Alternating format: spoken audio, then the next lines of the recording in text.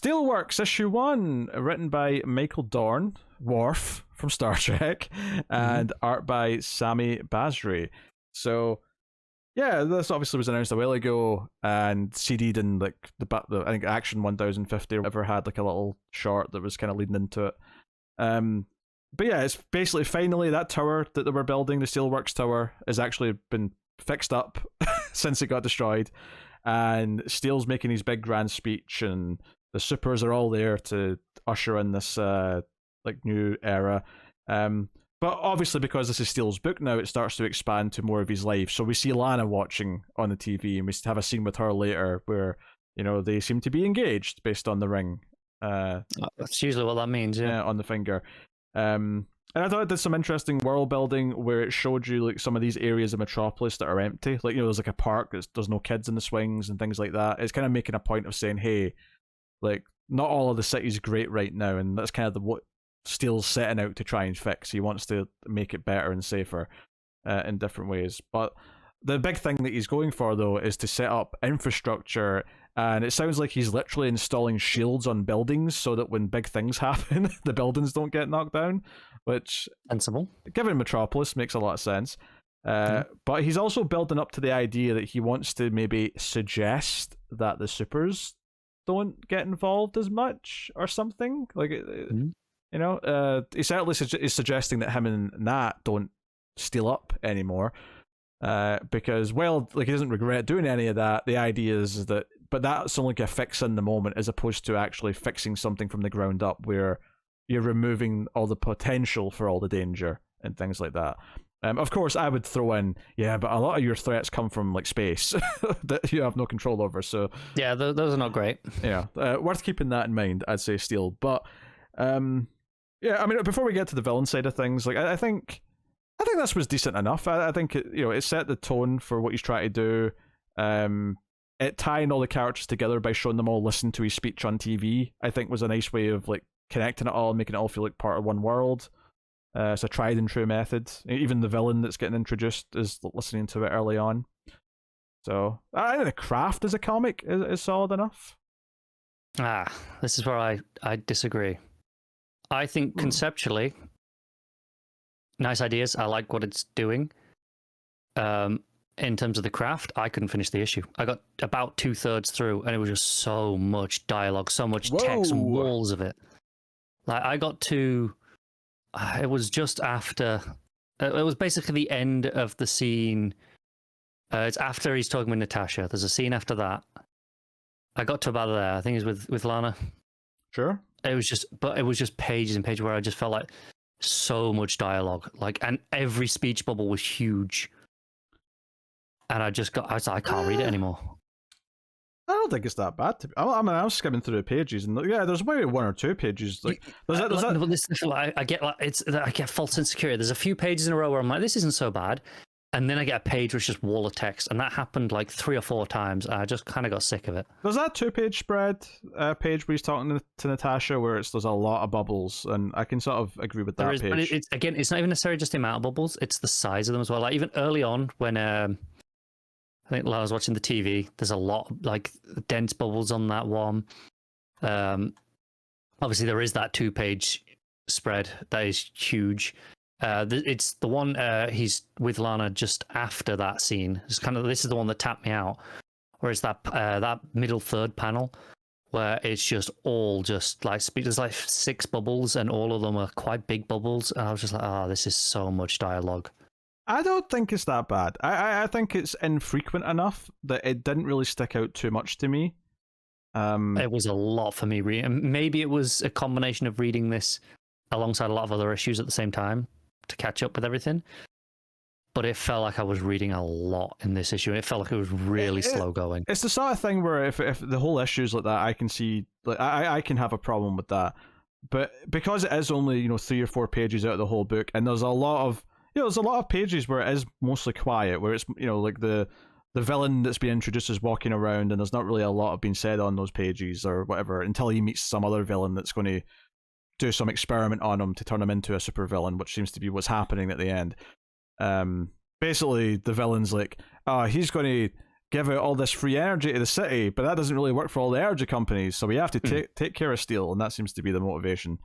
I will say there was one little weird moment at the end from a comic sort of craft point of view, is so the henchman for the bad guy in the red suit, who's like sort of recruiting this drunk who's like mad that he's lost his family, and blames Steel on some level because when Steel like quit his job during Death of Superman, it had a roll-on effect that ended up everyone losing their jobs. I just assumed he was racist at first, to be honest, until they explained it more. But I mean, they give us some backstory. Yeah, he probably is a bit racist too, to be fair. But there's a moment where the henchman like throws him into like a room, and then the very next panel is this villain with the long hair, the drunk guy, walking back out the room butt naked, and like he's obviously censored with the speech bubble. But like I'm guessing there was a time jump there where like he would get, we went into the room and some stuff happened, and then he came back out. But it just, the pacing didn't make it feel that way, so it read really clunky to me. You never got to this page. I'm skimming. Because it turns out there's like 5 or 6 pages is kind of after where I got to, so I'm kind of just skimming it now to see where there's still a lot of dialogue. I see the bit you're on about though, because he throws him in the door. And he comes out. What the F did you do to me? It definitely. I don't know if that was meant to be a time jump or if something happened in that room that maybe there was time passed for him but not for us. I feel like you have to show him like crashing through the door to at least, because it looks like he's going towards a closed door in that first panel, and then he comes out. Yeah, so it feels really clunky, and I'm not really sure what the sequence of events is here. I don't know. It's one of those things where I would never even think about this until I see it done like this, where it's wrong, and I know I'm questioning like what actually happened here. Yeah. So it's kind of weird, and if it's meant to be like they went into a room, they did something mysterious we're not meant to know about yet, I still don't get the feeling that they've teased that properly. So no, like I said, my best assumption is the time has passed for him somehow. Like they said, like, I don't know, alternate dimension, little pocket dimension or something, and he comes back out, but time hasn't passed for us or the characters outside, like the the villain in the red suit.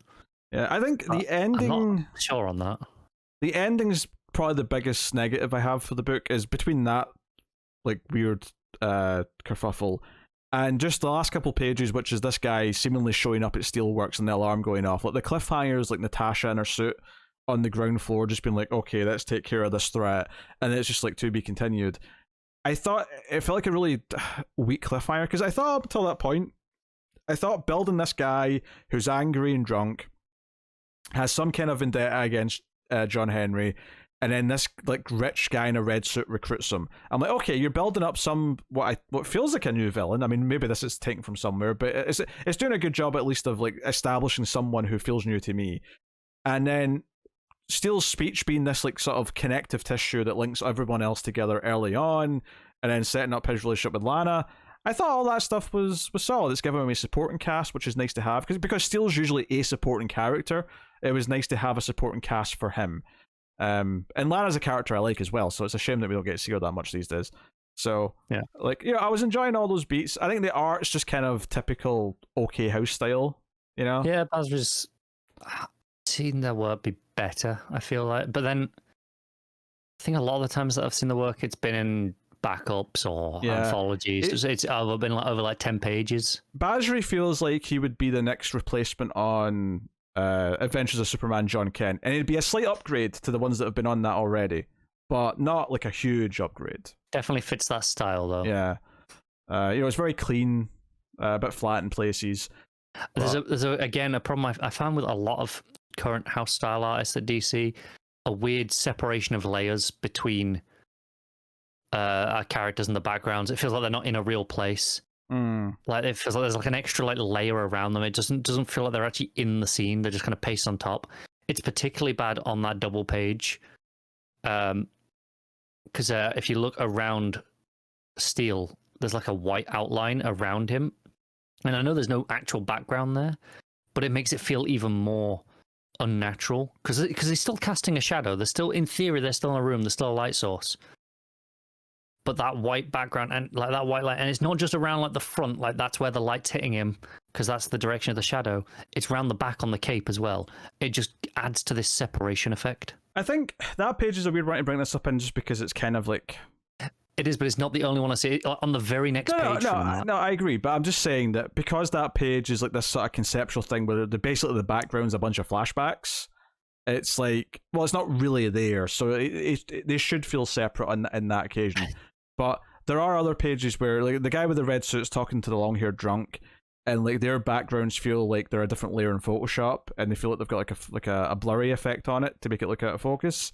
Like it just kind of feels like, yeah, this feels like two different bits of art or something that was slapped together. Even just like the very next page after that double, the second panel down is he's laughing. Around the top of his head, it's blue around the there's like a blue outline as if it's still the window behind him, even though that part of his head is against the ceiling, so there shouldn't be that weird outline of light there. Like if it's the same around Natasha as well. Like it's the exact same outline all the way around, and it's really jarring. As if the window's just continuing around their head, and you can just see the sky outside for like a little like millimeter, and it just gives this false separation. It's like a glitch in a video game where you get light bleed. Like it's not meant to be there, but it shows up anyway. Yeah. Yeah. I'll admit that doesn't stick out to me too much. I agree it's a flaw, but it's not one that jumps out to my eye quite as much. It's because it's so consistent in this issue. It really bothers me. Yeah, okay, that's fair. I think for me the storytelling got murky towards the end between the confusion of like what happens to this guy and then just kind of the weak cliffhanger. It was definitely the weakest section of the book for me. Whereas otherwise, I thought it did an okay job of like establishing, okay, this is what the book is. It definitely feels like one of those minis though that it's like, you know, there's going to be a very small audience that actually reads all this. It's going to, you know, not set the world on fire. Was this not announced as an ongoing? I don't think so. I don't, because it doesn't say one of anything on the front. I mean, maybe, but there's a lot of books that could come out recently that could be either or, that just depending on sales either become one or don't. It's usually the other way around though. They usually announce it as a mini and then it gets extended. Well, usually, but there's been a few other examples that are kind of murky recently in solicits. Oh, really? Yeah, this is not like surreal at this point, given the last few months. Yeah, I mean, Green Arrow was another one that was meant to be a mini, and then it's kind of maybe an ongoing now. But right, okay. So the original solicit did have it as one of 6, but it does not say one of 6 on the cover. So unless it's been extended, that I don't know about. This is not the only time though that they've not put one of whatever on the cover though for a mini. It's not, but they have been doing it the last couple of years pretty consistently. Yeah, but what I'm saying though, the last few months have been more murky, where they've been getting a little bit more wishy-washy with this. So I don't think any of this is concrete one way or the other. So I don't know, but I think it's an alright first issue. It's not setting your world on fire. I think if you like the character John Henry, or even just some of the other extended characters from the Superman mythos, like Lana and Natasha, then you might get something a little bit out of it. But it's hard to recommend as a book to read on Infinite and a month later. It seems like, yeah, why not give it a try? As a book to pick up and actually like pay for the new issues, it feels like a tougher sell to me. Yeah, and I definitely feel the like kind of the stunt casting right with Dorn here. Like it's like hey, we got him, you know, he's voiced the character. It doesn't feel like, I feel like he maybe needed some more help with actually writing comics as opposed to just like I'm sure like if all the ideas are his, like some really good ideas and concepts. I just don't think the execution's there. I think maybe he needed a co-writer. That's probably where some of those worded panels or bubbles come from.